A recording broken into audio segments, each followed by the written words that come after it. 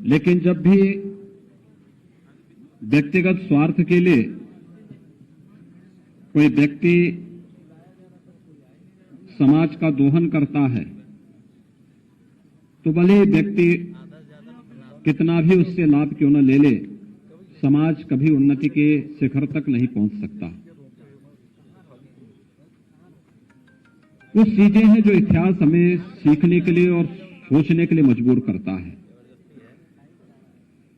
भाइयों बहनों, आप में से बहुत सारे लोग होंगे जिन्होंने वो दृश्य देखा होगा जब अफगानिस्तान के बामियान में महात्मा बुद्ध की 2500 वर्ष पुरानी मूर्तियों को तालिबान ने तोप लगा करके तोड़ा था। आप में से वो दृश्य किस लोगों ने देखा था? आज से लगभग 20 वर्ष पहले की घटना है। और तालिबान की उस क्रूरता को दुनिया ने भी देखा था। बुद्ध ने दुनिया पे कभी युद्ध नहीं थोपा। शांति, मैत्री और करुणा की बात जब भी दुनिया के अंदर होगी तो भगवान महात्मा बुद्ध सदैव पूरी मानवता के लिए प्रेरणा और श्रद्धा के केंद्र बिंदु बने रहेंगे। लेकिन शांति, मैत्री और करुणा के इस महामानव को,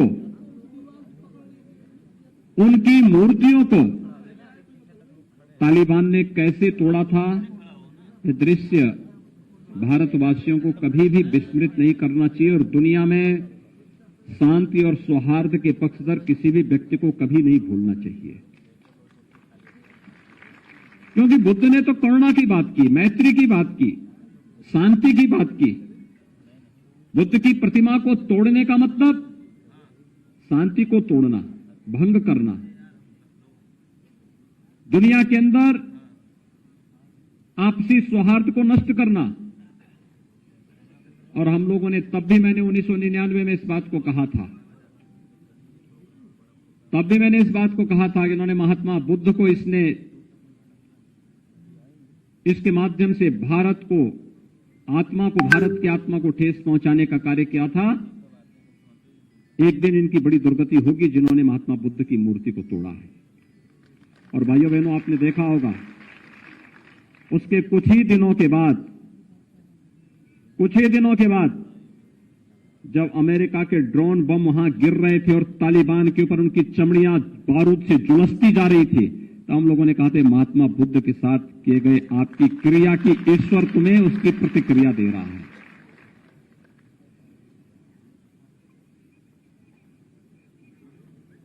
आप मुझे बताइए, भारत का राष्ट्रीय चिन्ह क्या है?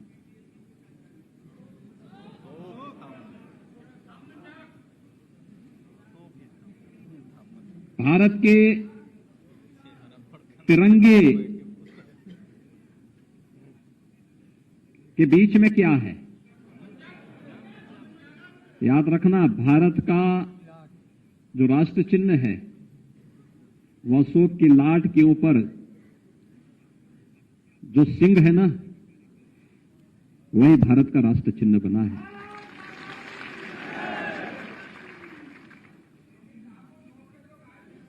और भारत के आन, मान और शान के प्रतीक तिरंगा में बीच में जो मणि है वह धर्म चक्र है। धर्म चक्र प्रवर्तनाय की प्रेरणा। ये दोनों की प्रेरणा कौन देता है? अशोक। भारत का स्वर्णयुग कौन सा था? चंद्रगुप्त मौर्य का था। भारत की सीमाएं कहां से कहां तक फैली थी मालूम है? आज जो पाकिस्तान है, बांग्लादेश है और भी उससे विस्तृत जो भूभाग था, यह भारत का हिस्सा था। विस्तृत भूभाग यह भारत का हिस्सा हुआ करता था, लेकिन समय के अनुरूप हम अपनी एकता को बनाए नहीं रख पाए और जाने अनजाने में मध्य एशिया से जुड़े हुए उन बर्बर जातियों को हमने यहां पर हमला करने के लिए मजबूर कर दिया और वे लोग यहां आकर के हमारी संपदा को लूटते गए, तोड़ते गए, नष्ट करते गए। और एक समय वो था जब चंद्रगुप्त मौर्य का सामना, यानी इतिहास कैसे विकृत किया जाता है। इतिहास ने अशोक को या फिर चंद्रगुप्त मौर्य को महान नहीं बहुत बताया। किसको बताया? चंद्रगुप्त मौर्य से जो हारा था वह सिकंदर को महान बता दिया। कितना धोखा देश के साथ हुआ है। लेकिन इतिहासकार इन सब मुद्दों पर मौन है। कारण है, अगर ये सच्चाई जिस दिन भारतवासियों के मन में आ जाएगी तो समाज फिर से खड़ा हो जाएगा, और समाज जब खड़ा होगा तो देश खड़ा हो जाएगा। प्रधानमंत्री मोदी जी आज इस देश को ही खड़ा कर रहे हैं। एक भारत श्रेष्ठ भारत की जब बात होती है, इन्हीं सब मुद्दों को लेकर के होती है। याद करिए, आज से 7 वर्ष पहले देश का कोई गांव ऐसा नहीं था जिसमें आप पैदल चल सकते हो, गंदगी मिलती थी। आज हर गांव में आप जा सकते हैं, साफ सुथरा माहौल मिलता है, क्योंकि हर एक गरीब के घर में शौचालय आ गया है। 2014 के पहले आवास योजना का लाभ चेहरा देख करके मिलता था। सत्ताधारी दल के हैं तो मिलेगा, नहीं तो नहीं मिलेगा। विधायक आपकी जाति का है तो मिलेगा, नहीं तो नहीं मिलेगा। आज तो देश के अंदर 10 करोड़ लोगों को आवास मिल गए। 10 करोड़ लोगों को, 10 करोड़। 10 संख्या कम होगी, लेकिन जब उसको आप बिंदी बढ़ाते जाएंगे ना एक के आगे, और जब गिनेंगे, अकेले उत्तर प्रदेश में यानी कितने बड़ी संख्या में आवास दिए जा रहे हैं। 43 लाख आवास अब तक हम लोग प्रदेश के अंदर यहां के गरीबों को दे चुके हैं। भाइयों बहनों, 5 लाख रुपए की स्वास्थ्य बीमा का कवर। किसी को कैंसर होता था, किसी की किडनी खराब हो गई दुर्भाग्य से, आपने देखा होगा, ये मान लिया जाता था किडनी खराब हो गई तो मान लिया जाता था कि अब इसका कोई भी हालचाल लेगा नहीं। कैंसर हो गया तो मान लिया जाता असाध्य हो गया बीमारी। लेकिन भाइयों बहनों, आज आपने देखा होगा आयुष्मान भारत के अंदर और मुख्यमंत्री जन स्वास्थ्य सुरक्षा योजना के अंतर्गत, जन आरोग्य योजना के अंतर्गत हर एक व्यक्ति के लिए 5 लाख रुपए सालाना स्वास्थ्य बीमा का कवर तैयार है। लाखों लोग, करोड़ों लोग देश के अंदर इस सुविधा का लाभ ले रहे हैं। ये सुविधा पहले भी दी जा सकती थी। और 2 चीजें साफ हैं। वर्तमान में कोरोना महामारी का सामना पूरी दुनिया कर रही है। महामारी या बीमारी किसी को चेहरा देख करके नहीं आती है। जो उसकी चपेटे में आएगा वो उसका शिकार हो जाएगा। इससे पहले यही हुआ। कहते हैं जब देश के अंदर प्लेग आया था पहली बार 100 साल पहले, 2.5 करोड़ लोग मरे थे। 2.5 करोड़ लोग मरे थे, और 2.5 करोड़ सब बीमारी से मरे थे ऐसा नहीं। इसमें से एक बड़ी संख्या वो थी जो भूख से मरी थी, क्योंकि लोग अस्त व्यस्त हो गए, सब कुछ भाग गए, लोग जहां था छोड़ करके गांव के गांव सफाए हो गए। लेकिन कोरोना महामारी में उससे ज्यादा तीव्र महामारी थी।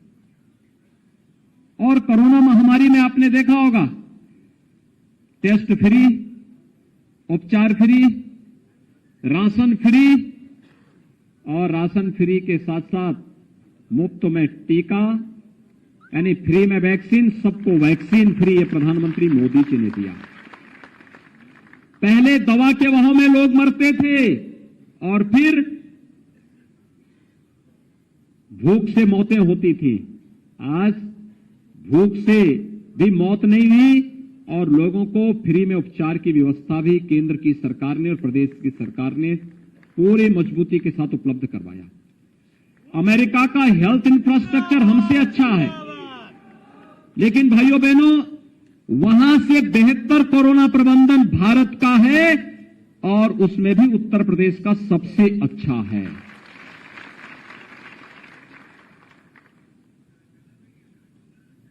ये सभी कार्यक्रम जो हो रहे हैं, अभी 7 महीने के लिए 2020 में, 8 महीने 2021 में फ्री में राशन सबको उपलब्ध करवाया गया। यहां पे कितने लोगों ने वैक्सीन लगाया है? वाह भाई, बहुत संख्यक आप सभी लोगों ने कहा। मैं सबका अभिनंदन करता हूं। आपसे मैं आग्रह करूंगा कि जिन लोगों ने वैक्सीन नहीं लगाया उनको वैक्सीन लगाने के लिए प्रेरित करेंगे प्रेरित। ये हमारा राष्ट्रीय कार्य है, नेशनल मिशन है और इस राष्ट्रीय कार्य में हम सबकी सहभागिता होनी चाहिए।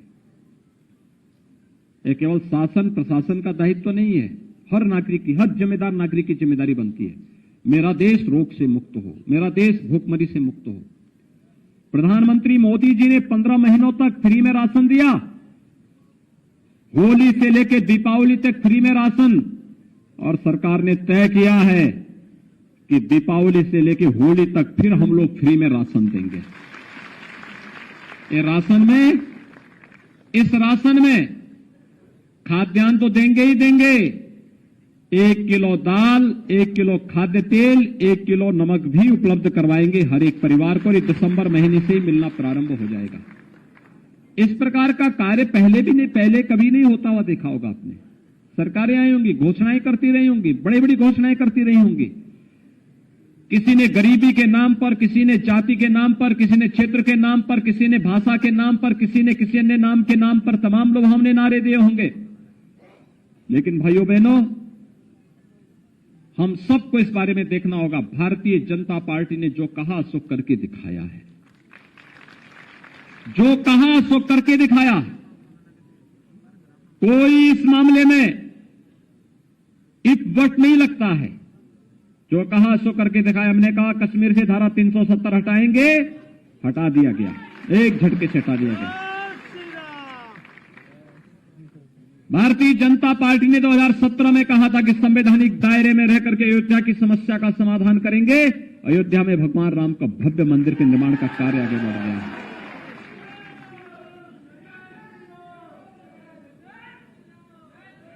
आजादी के बाद कभी भी कोई ऐसा कार्य नहीं हुआ पिछली सरकारों के कालखंड में जो कहा जा सके कि भारत के गौरव को आगे बढ़ाता हो। याद करिए, नालंदा में अंतर्राष्ट्रीय विश्वविद्यालय अटल जी की देन है। नालंदा का विश्वविद्यालय की चर्चा हो रही थी ना यहां पे भी। वह अटल जी ने फिर से उसका पुनर्निर्माण कराया। उसको किसने तोड़ा था? भाइयों बहनों, हमें नहीं भूलना चाहिए। जो लोग विभाजन की बात करते हैं, एक प्रकार से प्रत्यक्ष रूप से तालिबानीकरण को वह समर्थन देने का कार्य करते हैं। और आपने देखा होगा, तालिबान जैसे ही फिर से अफगानिस्तान में घुसा, तमाम स्वर उभरने लग गए थे तालिबान के समर्थन में। कठोरतापूर्वक कार्रवाई की गई, तब स्वर शांत हो पाए। तालिबान का समर्थन का मतलब मानवता विरोधी शक्तियों को समर्थन देना। बुद्ध के शांति और मैत्री के संदेश को रोकने की साजिश का हिस्सा है तालिबान का समर्थन करना। महिलाओं और बच्चों के विरोधी तालिबान के कृत्यों का समर्थन करने का मतलब महिलाओं और आधी आबादी का अपमान करना, बच्चों का अपमान करना। और कुछ लोग उस दिशा में आगे बढ़ाना चाहते हैं। हमें उससे सावधान होना होगा। एक दूसरा, महात्मा बुद्ध से जुड़े हुए सर्वाधिक स्थान उत्तर प्रदेश में, और कुशीनगर को अंतर्राष्ट्रीय हवाई अड्डा देने का काम भी प्रधानमंत्री मोदी जी ने किया है। उसका उद्घाटन भी हो गया है। और एयरपोर्ट का नाम भी किस नाम पे रखा गया है?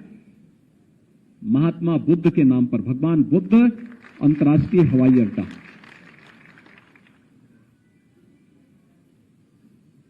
ये सभी चीजें हैं जिन्हें हमें देखना होगा और हमें इस बात को नहीं विस्मृत करना चाहिए। अपने आत्मगौरव को से हीन समाज कभी आगे नहीं बढ़ सकता और समाज हमेशा परिमार्जन के लिए समाज को तैयार रहना चाहिए। समाज विकास के पथ पर अग्रसर बढ़े, लेकिन अगर कोई विकृति आ रही है, इससे समाज के विकास में बाधा बनती है, तो हम लोगों को लगातार उस दिशा में प्रयास करना चाहिए। आज के इस अवसर पर मुझे प्रसन्नता है कि पश्चिम से भी यहां कार्यकर्ता यहां मौजूद हुए हैं, समाज से जुड़े हुए लोग पश्चिम से भी आए हैं, पूरब से भी आए हैं, काशी क्षेत्र से भी आए हैं, मध्य क्षेत्र से भी आए हैं और बुंदेलखंड से भी आए हैं। हर एक जगह से आए हैं लोग। एक उत्साह, एक उमंग। आप सबसे मेरी अपील है, एक एक व्यक्ति के पास जाइए, एक एक को बोलिए। आप याद करिए, विपक्ष के पास मुद्दा नहीं, वह सरदार पटेल का अपमान करना चाहती है। राष्ट्र नायक सरदार पटेल एक ओर हैं और दूसरी तरफ इस राष्ट्र को तोड़ने वाले जिन्ना दूसरी तरफ हैं। वो जिन्ना का वे लोग समर्थन करते हैं, हम सरदार पटेल का समर्थन करते हैं। क्योंकि अगर सरदार पटेल नहीं होते तो भाइयों बहनों, भारत की स्थिति क्या होती, कल्पना से ही एक रोंगटे खड़े हो जाते हैं। याद करिए, जब सरदार पटेल स्वतंत्र भारत में अंग्रेजों ने छोड़ दिया था, बिल्कुल लावारिस छोड़ दिया था, उन्होंने कहा था जिसकी मर्जी आई जहां जाए, और तब सरदार पटेल के हाथों में जिम्मेदारी आई थी। देश के उप प्रधानमंत्री और गृह मंत्री के रूप में उन्होंने पूरे भारत को एकजुट करने का जो अभियान प्रारंभ किया, जूनागढ़ का नवाब और हैदराबाद का निजाम, ये दोनों कहते थे कि नहीं, हम नहीं भारत गणराज्य में शामिल होंगे। सरदार पटेल ने कहा कि सीधी बातों से मानोगे ठीक है, नहीं तो टेढ़ी उंगली से भी हमें घी निकालना आता है। और जूनागढ़ का नवाब तो अपने पालतू कुतिया को लेकर के भाग खड़ा हुआ पाकिस्तान जाकर के, अपने बीवी बच्चों को छोड़ गया यहीं पे। और हैदराबाद का निजाम भी बहुत अकड़ रहा था। आप आश्चर्य करेंगे, उस समय के प्रधानमंत्री जब हैदराबाद गए थे तो निजाम मिलने नहीं आया। तब सरदार पटेल स्वयं गए। उन्होंने कहा कि भाई देखो, हैदराबाद रियासत का विलय भारत गणराज्य में हो गया है, आप अब सत्ता छोड़ दीजिए, और अगर सीधी बातों से नहीं करोगे तो हमें सैन्य कार्रवाई करनी पड़ेगी। वह भी नतमस्तक हो गया। भाइयों बहनों, सरदार पटेल भारत के राष्ट्र नायक हैं और जिन्ना सदैव भारत के लिए खलनायक ही रहेंगे। जो लोग खलनायक का सम्मान कर रहे हैं, क्या आप उसका समर्थन करेंगे? क्या जनता को बताएंगे? सरदार पटेल राष्ट्र नायक हैं, चंद्रगुप्त मौर्य राष्ट्र नायक हैं, अशोक महान हैं, महात्मा बुद्ध दुनिया के अंदर सदैव शांति, मैत्री और करुणा के रूप में पूजे जाते रहेंगे। लेकिन जो लोग आज जिन्ना का समर्थन कर रहे हैं, एक प्रकार से तालिबान का समर्थन भी कर रहे हैं। तालिबान के समर्थन में नारेबाजी तो वहीं से शुरू हुई थी ना, तालिबान के समर्थन में इन्होंने ही वक्तव्य दिए थे ना। इसलिए भाइयों बहनों, हमें इन सब बातों को समझने का प्रयास करना चाहिए। आप यहां पर तमाम अपनी इतनी दूरी तय करके यहां पर आए हैं, आप सबका मैं प्रदेश की राजधानी लखनऊ में हृदय से अभिनंदन करता हूं और आप सबसे अपील करूंगा, केंद्र और प्रदेश सरकार की योजनाओं को अपने साथ जोड़िए। अपने माननीय सांसद, माननीय विधायक के साथ मिल करके, पार्टी के पदाधिकारियों के साथ मिल करके एक एक घर को जाइए और एक एक घर से संवाद बनाइए और कहिए कि भाइयों बहनों, आप सबको भारतीय जनता पार्टी के समर्थन में सहयोग के लिए खड़ा होना होगा और भारतीय जनता पार्टी के साथ खड़े होकर के फिर से उस राष्ट्रवादी सरकार को, राष्ट्रवादी सोच की सरकार को प्रदेश के अंदर गठित करने के लिए अपना योगदान देना होगा, जिसके कारण प्रदेश में भयमुक्त समाज की स्थापना, गुंडा मुक्त समाज, माफिया मुक्त समाज की स्थापना करने में मदद मिल सके और हर गरीब को, हर गांव को, हर किसान को, हर नौजवान को, हर महिला को सुरक्षा, सम्मान और स्वावलंबन के पथ पर अग्रसर किया जा सके। इस विश्वास के साथ आपके इस पूरे कार्यक्रम के प्रति मैं अपनी शुभकामनाएं देता हूं। धन्यवाद। जय हिंद।